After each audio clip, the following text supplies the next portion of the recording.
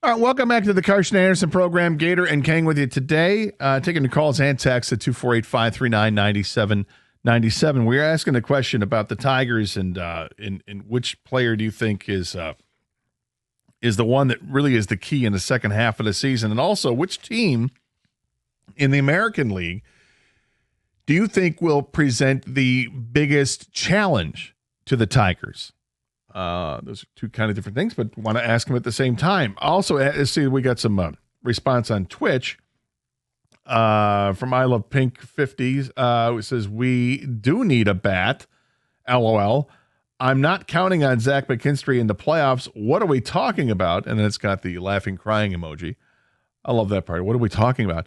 I don't know. I guess Zach McKinstry's actually had a hell of a season thus far. He was a legitimate all-star. Am I counting on him? I'm not really counting. I mean, I'll kind of agree to an extent, but I also don't expect him to take a giant drop in what his production has been. Do I think that he is going to be this player that has a well above 800 OPS the rest of his career? No, I don't. I think he's a valuable piece on this team because you can plug him anywhere in the field and anywhere in the lineup, frankly, 1 through 9 or any position. And he just gets the job done, and he needs to be there while he continues to get the job done. But no, I don't think he's going to be producing at this high rate for the rest of the season. But I also don't expect him to drop off and be a below-average player. So, am I looking for upgrades? I'll always look for an upgrade. And I will continue to look at Eugenio Suarez and ask myself, how would this make sense for the Tigers? Where can we make this make sense? Because if he's going to play third base, what does that do to Colt Keith? Colt Keith is having one hell of a season right now. The last couple months, he's been ridiculously good. And I don't want to take him out of the lineup. So if I'm not taking Colt Keith out of the lineup, where is he playing? He's playing at third base. Where else would he play? At first base. Okay, well, you're going to have to split time with he and Torque a little bit, but what about DH? Well, okay, DH, but Kerry Carpenter, I mean, there are ways to manipulate it. My question is, can A.J. Hinch manipulated enough where you're still getting the most production you can out of Colt Keith and Zach McKinstry, and then if you're bringing in Suarez and Suarez, and what does that do for the rest of this team? I think it's a legitimate question to ask. I don't think it's a simple answer. I mean, I'd love for it to be simple, but I don't think it is. Gator, I think Houston is the Tigers' biggest American League threat besides themselves. Tigers need to get Meadows hitting. So I'm assuming that's who he thinks he is the player that really is the key in the second half of the season, and that was Stoney's pick, and I totally see it with Parker Meadows. This is a guy that they're absolutely counting on being the man, being the center fielder every day, and if he can't hit, that's a big problem. That was his problem when he joined the Tigers last year. He wasn't hitting. He hit like 100, and they sent him down to the minors. He got his stroke back, brought him back in the second half, and had played pretty well for about a week, and then got hurt again, spent some more time on the IL, then came back and was a 300 hitter for the Tigers the rest of the way. It was a danger on the base paths and was elite in center field as a defender.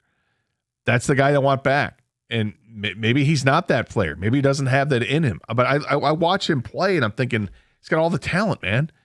He's got to get it together and get some better luck because he hits line drives everywhere. But unfortunately for him this year, the line drives he's hitting are right at players, and they're able to make the play. Baseball injuries frustrate me. Never a pro, but played 4 years in college, 20 years totally injury-free, but I guess there's no reason to stay in top shape, stretch, etc. when you're making millions, whether hurt or not. That's Doug in Rochester. Doug, it ain't that simple. It's just not that simple. And comparing that you played 4 years in college to professional baseball players, I don't mean to be rude here, but I think it's ridiculous. These guys play 162 games in a season. They're not playing, 40-game seasons here. They're playing way more than that. They're playing in the hottest time of the year, in the middle of the summer. I do think they take it seriously. I do think they stretch, but they're going to get hurt. That's what happens when you play professional sports. Guys get hurt. They get hurt all the time. You think that all these arm injuries are just a result because they're not stretching? I mean, come on, man. Give them a little more credit than that. 248-539-9797 is the telephone number. Matt is next up in St. Clair Shores. Matt, welcome to 97 on the Ticket. Hey, Gator, happy Thursday. Happy Thank you, Friday Eve. Hey, so I not to be a prisoner of the moment, but I really think the Mariners have our number this year.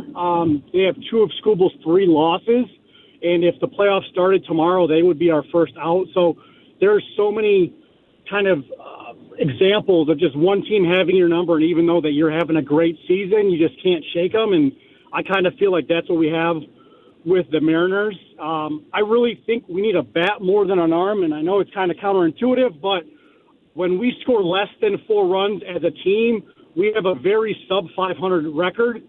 So our goal should be every night to score 4 or more runs, and we're like 750 when we score 4 or more runs. So I think it's more imperative that we get that bat that we can trust. And if we've got to put Suarez at all-time DH, platoon McKinstry with Perez in right field or whatever we're doing. Javi should go out to center and let Parker Meadows go back to Toledo for the last month and really tune it up for September call-ups. But I think we need the bat to make sure that we have the offense going into the playoffs, especially when the pitching gets tighter and better at the end of the season. Well, thanks for the call, Matt. And I think this, when I talk about shuffling players around, if you were to add Suarez and have him at third base, you got to shuffle everybody else around, and it makes it difficult. And I think it does make it difficult. One thing that would make it easier, and I don't like to talk about it, but it's a very real possibility, is that if Parker Meadows isn't hitting and you send him down, then things become, you're still shuffling around, but the shuffling makes more sense. Because if you don't have Parker Meadows in center field, you can put Javi Baez in center field. And that means that opens up another spot for McKinstry to play if he goes to shortstop. That you can platoon McKinstry and Trey Sweeney there. And then you could do a lot of platooning with Suarez at third base, with Colt Keith, and a rotation with Kerry Carpenter between DH for those 3 guys, while also switching around with Colt Keith and Suarez at third base if you were to do that. The strange thing about Suarez, if I'm not mistaken, his splits, he kills right-handed pitching. But it's left-handed pitching that he struggles with, which you wouldn't expect being a right-handed hitter, nonetheless. But with 2 weeks to go before the trade deadline, I really think that the writing's on the wall for a player like Parker Meadows. He's got to get in gear. He's got to start hitting. The guy can field, he can run, but you got to hit, because that is a big hole in the lineup. As far as Seattle being a contender in the American League, I firmly believe Seattle's a contender. They've got a decent lineup, with the best power hitter in baseball, and Cal Raleigh, I suppose, one of the best power hitters in baseball. Rodriguez has picked up his game. Marone Zarena, that's another all-star they have. But they also have some good pitching. And Wu and Castillo have been very good for them. Logan Gilbert hasn't pitched as much with some injuries there, but he's pitched very well. Doug's nephew, Logan Evans, has pitched well for them as well. It's a team they're pretty well-rounded. And again, the other factor you have to put in this with every team, including the Tigers, is what will they add at the trade deadline? Everybody wants bullpen arms. I think it makes more sense with the Tigers than everybody else, because the Tigers really seem to need the bullpen arms more than the other teams do. And they're going to come at a premium. Everyone's going to come calling to Cleveland about their 2 big bullpen arms. Same thing with Minnesota. Same thing with Pittsburgh. Those are teams that absolutely have quality coming out of the pen. And there are other teams that have it too. If you look at the Athletics, they've got some players there. Baltimore has some players. Some of these teams are going to be willing to give up those players, and some of them aren't going to be willing to give up those players. The advantage the Tigers have over all these other teams is the prospect pool that they have.